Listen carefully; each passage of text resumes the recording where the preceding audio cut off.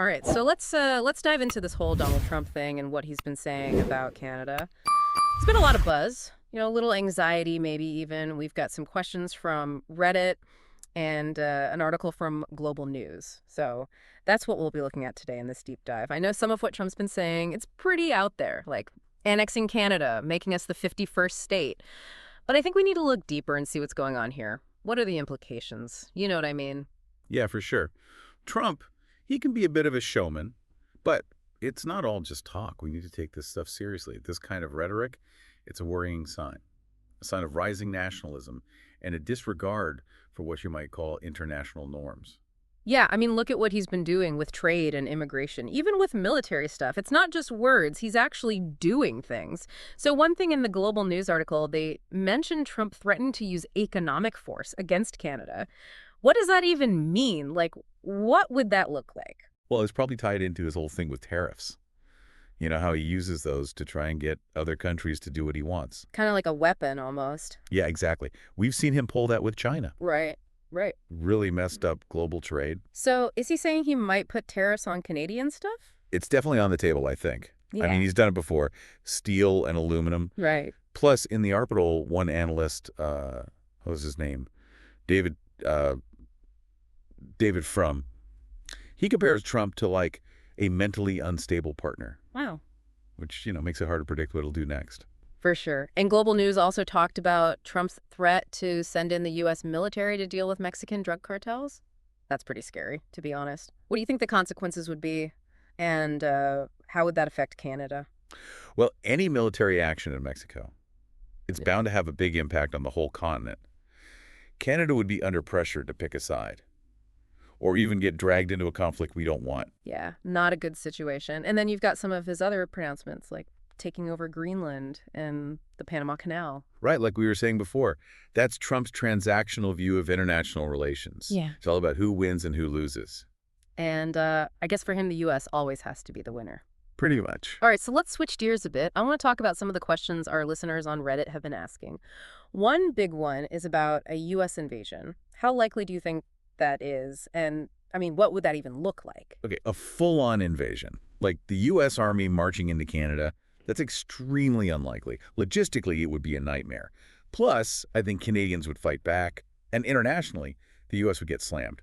It's just not going to happen. Okay, that's somewhat reassuring. But couldn't they try to destabilize us politically or economically? That's a more realistic concern, definitely. Trump's shown he's willing to undermine democracies, both in the U.S. and elsewhere. And he's already used tariffs against us, like we said. Right. So what can Canada do? How do we protect ourselves from these kinds of threats? Well, first off, we got to diversify our trade. We rely way too much on the U.S. Exactly. So look for other partners. Yeah. There's been talk about CANZUK, UK, working closer with Australia, New Zealand, the UK, maybe even getting closer to the EU. And what about our military? Lots of folks on Reddit are worried about whether we can actually defend ourselves. I mean, yeah, a war with the U.S. is unlikely, Yeah. but we do need to be able to defend our sovereignty. Right. It's a deterrent, and it means we can respond to different threats. Makes sense. It's not about matching the U.S., but being able to stand up for ourselves. Exactly. Now, there's been some talk on Reddit about Canada being like Poland in 1939, facing a powerful aggressor. Do you think that's a valid comparison? Or is that overreacting? It's a good analogy, I think. It makes you think about being prepared. Right. The situation is different, obviously, but the main point is the same. If a country looks weak and divided, it's more vulnerable. Whether it's a military attack or economic pressure or whatever. Exactly. So basically, a strong and united Canada is our best defense. Couldn't agree more. Okay, so we've talked about the threats, how Canada can respond, some historical stuff, but I want to bring in the human element here. Reading through the Reddit forum, there's a lot of fear and anxiety, some anger too.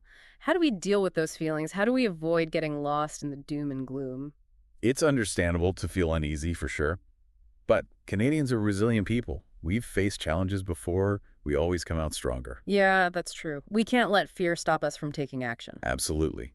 Now is the time for clear thinking, decisive action, and above all, unity. Well said. We've covered a lot, but there's still more to unpack. When you come back, we'll get into some more listener questions and look at why Trump might be saying these things about Canada.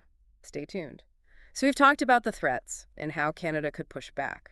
But I'm really curious about Trump's motivation here. Like, why is he saying these things about Canada? Is it just his ego? Or is there, like, a plan? Or what? It's a tough one, honestly. A lot of analysts are scratching their heads over this. It's probably a mix of things. Okay, well, let's start with the obvious. His ego. The guy loves attention, and he's not afraid to say crazy things. Is this just him trying to look tough on the world stage?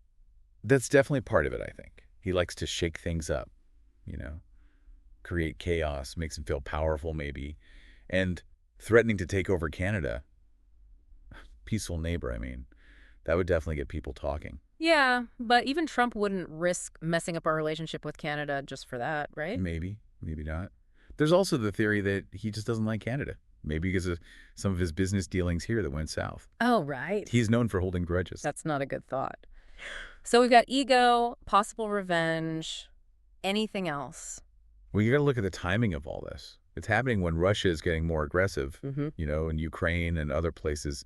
Some people think Trump might be trying to cause problems between the U.S. and its allies. So Russia can take advantage. Yeah, basically. Wait, are we saying Trump could be helping Putin? It's just a theory. There's no proof. But it's something to think about, especially with Trump always praising Putin and never criticizing Russia. Right, and remember that analyst from the Global News article, David Frum? He called Trump an unstable partner. So who knows what's really going on? Okay, this is getting a bit overwhelming. Ego, grudges, maybe even Russia. Yeah, it's complicated. Huh. But the important thing is that Canadians aren't powerless. Right. That brings us to some more of those Reddit questions. What can Canada do to protect itself? We talked about trade and the military, but what else? Well, there's something called soft power. Soft power. Yeah, it's about things like diplomacy, peacekeeping, humanitarian aid. Yeah, it's pretty good at that stuff. Exactly. We can use our reputation to build alliances. And influence things on a global level. Yeah, without using military force or economic pressure. So basically being a good global citizen. Exactly. It plays to our strengths. I like that. It's more proactive. It is. Now, some listeners have brought up using our natural resources as leverage. You know, we've got oil, gas, timber, all that stuff. Could we use that to pressure the U.S.? It's tempting, but it's risky. How so? Well, it could backfire. They could retaliate. Yeah, and it would hurt our reputation as a reliable trading partner. Could even damage our own economy. Exactly. We need to be smart about this. Don't want to make things worse. Right. Now, here's a question that's come up a few times. Nuclear weapons. Some people think Canada should develop its own nukes, you know, for protection, since we can't rely on the U.S. anymore. That's a big decision with huge consequences. Yeah. Nukes are expensive, technologically difficult. And probably not very popular internationally. Right. Plus, it would make us a target for terrorists. So not a simple solution. Definitely not. Okay, so we've gone over a lot of different responses, strengthening our military, soft power, even nukes. But I want to bring it back down to earth a bit. Yeah, it's easy to get lost in all the what ifs. Right. We also need to think about what's happening right now. Exactly. Canadians are worried. They need reassurance. And hope. Exactly. Right. Our leaders need to step up. They need to tell Canadians that we can get through this, that we're strong and resilient. It will come out of this even stronger. Right. It's a message about hope, about resilience, about the Canadian spirit. I think a lot of Canadians need to hear that. They do. We've covered a lot of ground. Threats, Trump's motivations, different ways to respond. But there's still more to talk about. When we come back, we'll look at the legal and cultural stuff and what Canada's role might be in the world if things with the U.S. don't get better. Stick with us. So we've talked about the threats, the motivations behind them, and some things Canada could do. Now, I want to get into some specific questions from our listeners. One that keeps coming up on Reddit is annexation. Could the U.S. actually try to, absorb Canada? Legally or otherwise? Okay, legally speaking, annexing a whole country like Canada, against its will, I mean, that's totally against international law. It just doesn't happen these days. The U.S. would get slammed by everyone.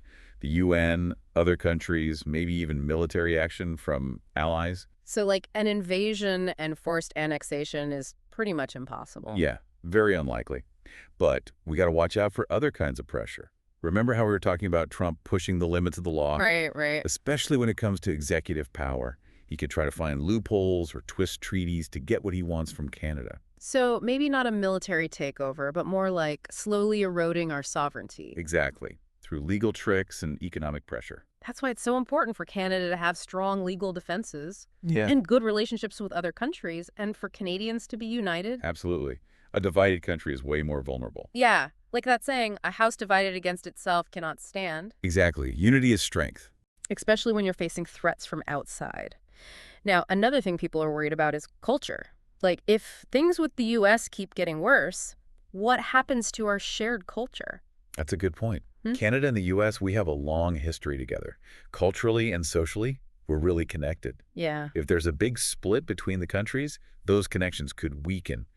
It could affect everything from tourism to movies and music, even education and science. that would be a shame. We've always benefited from that exchange of ideas and people. For sure. But it also shows how important it is for Canada to have its own strong identity. Not just a copy of the U.S. Exactly. So celebrate what makes us unique and connect with other countries that share our values. Right. Okay, so we've talked about the legal stuff, the cultural stuff. Now I want to think big picture. If the U.S. keeps going down this road, what's Canada's role in the world? That's a big question. If the U.S. is stepping back as a global leader, and if things like the UN are weakening, well, that creates a gap.